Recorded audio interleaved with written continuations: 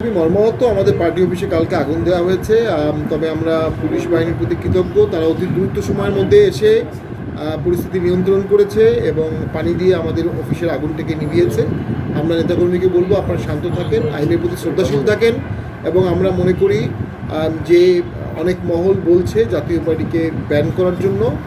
আমরা মনে করি আমরা কোনোভাবেই সন্ত্রাসবিরোধী কোনো কাজ কখনো করিনি। ওই আইনে বা বিশেষ ক্ষমতা আইনে আমাদেরকে ব্যান করা বা আমাদের কার্যক্রম নিষিদ্ধ করার কোনো আইনগত দাবি উঠতে পারে না।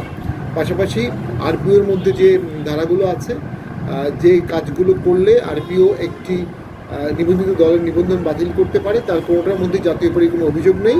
এ ধরনের অরাজনৈতিক দাবি যারা তুলছে, আমরা মনে করি তারা অযৌক্তিক দাবি তুলছে। আমরা এতে মোটেও ভীত না, সন্তুষ্ট না। আমরা সরকারের প্রতি আশাবাদী, সরকার এই ধরনের ভ্রান্ত দাবির মুখে কোনো ভ্রান্ত পদক্ষেপ নেবে না।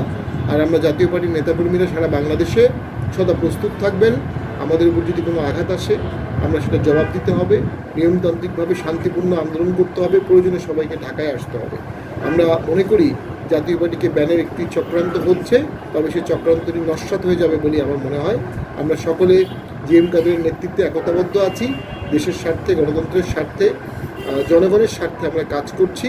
এই দেশটা আমাদের সবার, সবাই মিলে দেশটা গড়তে হবে, সবাই মিলে দেশকে বাঁচাতে হবে।